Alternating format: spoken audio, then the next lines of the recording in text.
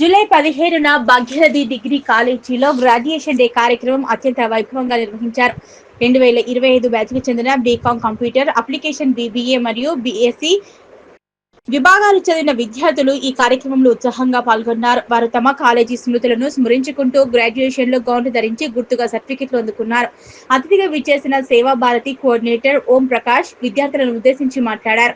సమాజంలో మంచి ప్రవర్తన ఎలా ఉండాలి, మంచి వ్యక్తిత్వాన్ని ఎలా అలవర్చుకోవాలని అంశాలపై స్పష్టమైన సందేశం ఇచ్చారు. యువత చైతన్యంగా ముందుకు సాగాలని ఆకాంక్షించారు. భాగ్యనది విద్యా సంస్థల చైర్మన్ నెవలి వెంకటరెడ్డి విద్యార్థులకు తమ కెరీర్ లక్ష్యాలను ఎంచుకోవడంలో పట్టుదల, దృఢ సంకల్పం అవసరమని పేర్కొన్నారు. విద్య వలన ఏర్పడే అవకాశాలను సద్వినియోగం చేసుకోవాలన్నారు.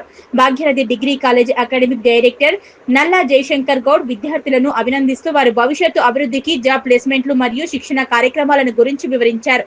ప్రతి ఒక్కరూ లక్ష్యంతో ముందుకు సాగాలన్నారు. ప్రిన్సిపల్ నవీన్ రాజ్ విద్యార్థుల బంగారు భవిష్యత్తు కోసం వారికి స్ఫూర్తినిచ్చేలా మాట్లాడారు. జీవితంలో ఎదురయ్యే సవాళ్లను ధైర్యంగా ఎదుర్కోవాలని, విజయాలు సాధించాలన్నారు. ఈ కార్యక్రమంలో పలువురు ఉపాధ్యాయులు మరియు విద్యార్థుల తల్లిదండ్రులు కూడా పాల్గొన్నారు.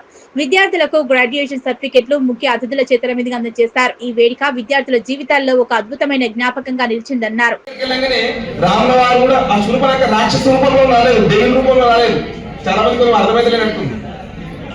ఆమె తన రూపాన్ని అందంగా మార్చుకొని విశ్వరం లెక్కొచ్చింది.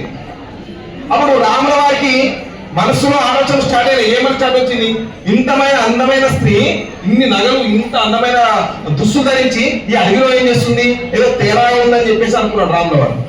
అప్పుడు రాముల వారి మనసుకు బుద్ధికి యుద్ధం జరుగుతుంది. మనసు ఏం చెప్తుంటే ఇంత అందము, ఇంత అద్భుతం అని చెప్పి మనసు చెప్తే బుద్ధి ఏంటోని ఒక నాయన తేడా జాగ్రత్త ఉండని చెప్తుంది.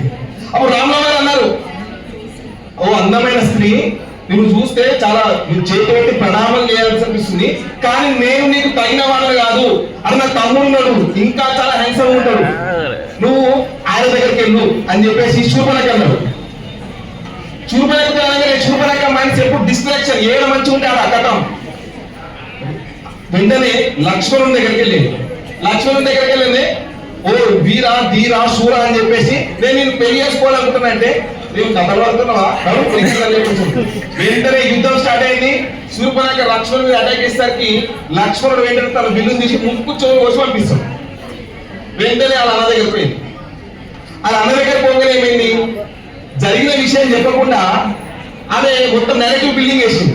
ఏం నెగటివ్ బిల్డింగ్ వేసింది, నువ్వు ఒక దశకంటు మూవీ, నువ్వు ఒక లంకా రాజ్యాధిపతి, ఏమైనా తెలుగుందా నీకు అన్న?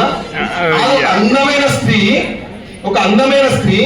ఒక అన్ని మనుషులతో బతుకుతుంది, నువ్వు ఆనందం పొందకుండా నువ్వు గిడేం చేస్తున్నావు అని చెప్పేసరికి రావణునికి దిమాగ్ ఖరాబ్ బంద్ అయిపోయింది.